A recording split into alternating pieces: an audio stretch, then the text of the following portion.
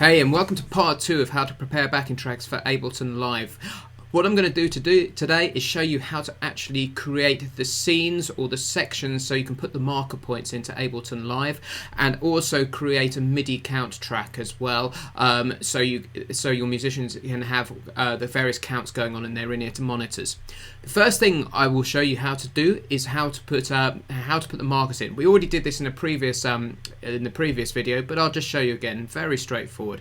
So what I'm going to do is I'm going to actually start playing from this marker here. So I'm just going to press play and set Ableton playing, and then literally drop markers in by hitting the set marker button over here. So a little tip, you can just go to any markers that you've already got in there and it will set it going.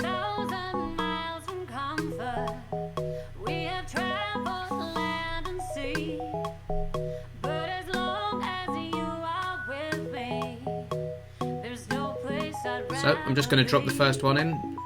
Anywhere will do. Okay, that's a bar out, but I'm literally just going to pull it into place like that.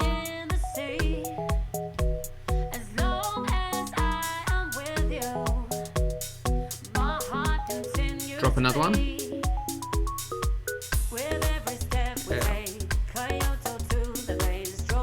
Okay. Another little tip is you can actually go to the transport up the top here and move it back and forwards like that. Okay, once you've placed all your markers in, the best thing to do is literally just zoom out and have a look at the whole track like this. If everything's working in 8-bar chunks, you can pretty much see if anything is out, and that looks pretty good to me. One thing I'm going to do is literally just select everything and get rid of the spare space at the end of the track.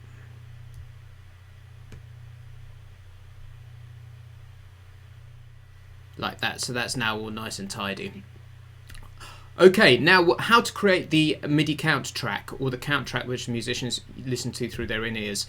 So what I have done is I actually have these already set up here. If I go up to my side, if I go into the Finder area, I have here what is a thing called MIDI count clips. Okay, and these are a set of preset commands which I've already recorded. If you're interested, I can actually go through in detail about how to create these, but I'm just going to show you how straightforward it is to drag these in. So, okay, the first thing I need to do is insert a new MIDI track. Okay, literally straight into the menu like that, and it's put it in there. I'm just going to drag that up to the top so I know exactly where that is. Let's try again. And I'm going to call this MIDI count track.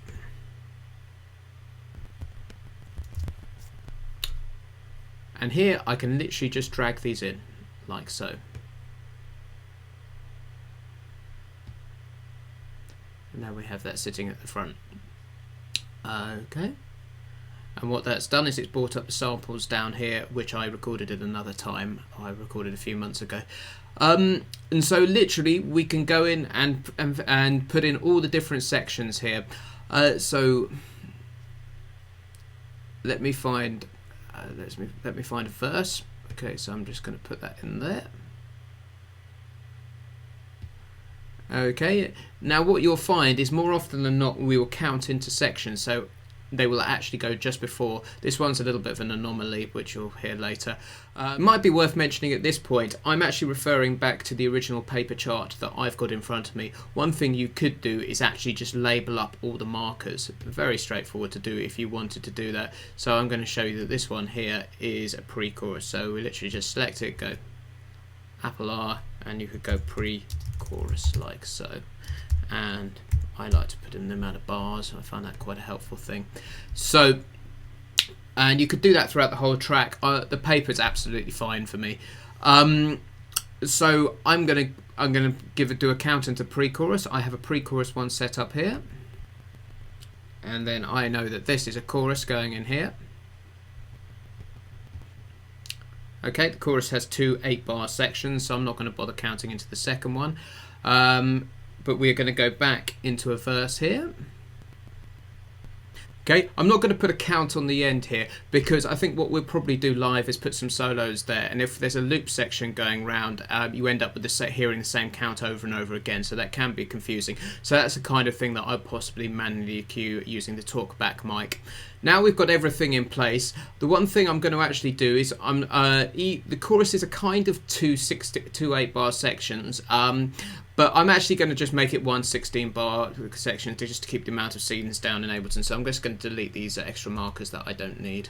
And so there we go. We have the count track. We can listen to that from the beginning if you want, like so. 1, 2, 1, 2, 3, 4. The next thing we need to do is actually just literally bounce this off. Because the follow plugin works using audio as its reference, I need an audio version of this. So very straightforward to do. I'm literally going to export it. Because of the tempo change that I mentioned in the previous one, I'm actually going to export it as 2 pieces of audio. I think that's a simpler way to do it. So very easy to do is go up to export. And I know that the first section where up until where the tempo change happens is 10 bars. Like that, and then I'm literally going to just select the track I want to do, and let me just find it. It is called Metronome Counts Rack there. Okay, and we are just going to export that. So I'm going to call that Counts Part 1. And then I'll do the second part, which starts from bar 10. Okay, now what we need to do is we just need to create a new audio track. So we're going to go there, Apple T. And so we have the audio track there, and I'm going to call this counts. Like that. I'm just going to literally duck onto the desktop and drag these in. Okay, here goes, dragging the first part. Okay, and then dragging the second part like so. Okay, so you can see that the actual audio is very similar to what the MIDI information says. One last thing that I've just realised I've forgotten to do is I'm going to put one more locator in there just so we can create our own count scene, and we're going to drop that in at bar 3. So literally just set it going again. 2, 1, 2, 3, and drop 4. in. There we go, and just pull that into place like so. That means the count can be its own scene, and then we have access to all the major sections across the tune.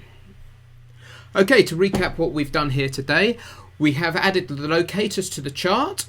We have then labelled the locator. We've labelled the locators if we wish to. We've added a MIDI count track, and then we've converted that MIDI count track into an audio count track. If you've got any questions, please do ask. You can visit my personal website at jameseager.com, and you can email me any questions you've got there.